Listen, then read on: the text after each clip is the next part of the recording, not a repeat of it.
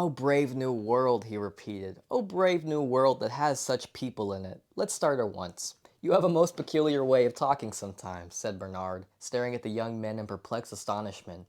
"And anyhow, hadn't you better wait until you actually see the brave new world?" One of the greatest challenges that I face when creating a series around books and reading is actually getting people to read.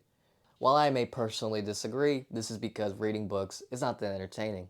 I mean, you have to commit to a book based off of the ideas sold to you on the cover, an idea that develops over pages and chapters. Relatively, movies are far more accessible. There's a highly edited trailer, established actors, and a fixed runtime. But in this adaptation from page to screen, I feel that the initial idea becomes distorted, or at the very least, the focus of the work shifts. Suddenly, artistic focus becomes secondary to profit, publicity, and pandering to the largest group. But my problem isn't with movies. No, what I really fear is this growing trend in society where beauty and subjectivity are sacrificed for an objectively more entertaining or engaging product. And in Brave New World, the characters live in a society where the choice of whether or not to engage is made for them. Where community and identity and stability are shoved down their throats and they're made happier for it. So join me for another caffeinated critique, where today we ask ourselves the questions: should one strive to be happy or free? What even is freedom? And what's the point if not happiness? So let's talk about it. Brave New World.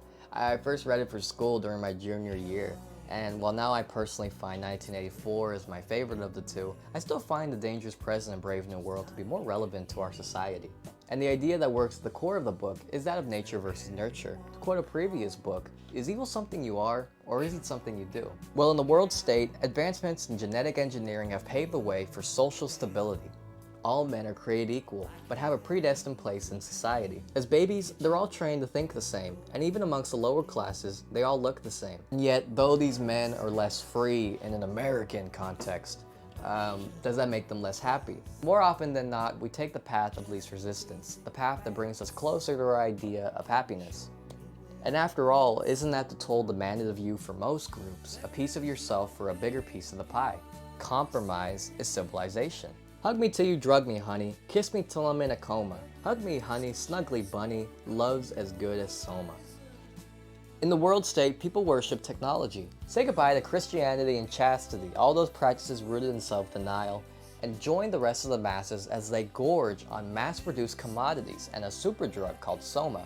Soma foreshadows the opiate crisis because just like Pringles, once you pop, you just can't stop. Who knew that the best way to lobotomize a society was just to keep them happy, high, and horny? So though human nature demands answers, it's through careful nurturing that people stop searching for them. However, in the book, several characters question their role and place in society, and for each of them, we wonder which will win out, their nature or their nurture. Bernard and Lenina uphold the social order, because Lenina has been conditioned to, and Bernard is too much of a coward to really challenge it. Helmholtz and Mond are obsessed with poetry and science respectively, but only Helmholtz gets to pursue it. Mond chooses power instead. And then we come to John. John is the main character in Brave New World, and it's through him that we really witness the emptiness and depravity of the world state. Because while it looks like a utopia, it's just concrete and lights. The world is not made any better. For the most part, people live their lives independent from nature. They've given up everything that makes them human: pain, struggle, triumph, and beauty, and much like the cover depicts, have become vapid, directionless machines. The tragedy here is twofold. On one hand, people are encouraged to be selfish and impatient, and are only rewarded with technology that enables this behavior further. And on the other hand, John is led to believe that happiness is a vice that corrupts purity. We prefer to do things comfortably, but I don't want comfort. I want God. I want poetry. I want real danger. I want freedom. I want goodness. I want sin. The ending of the book shows this conflict in his heart between wanting to be happy and wanting to be free.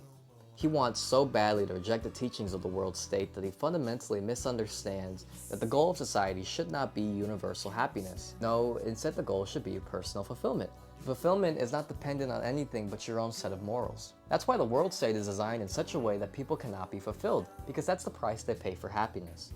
And while I don't completely fault them for it, I do believe that if you give up your agency and individuality today, you give up the chance to be a better person tomorrow, to turn tragedy into Shakespeare.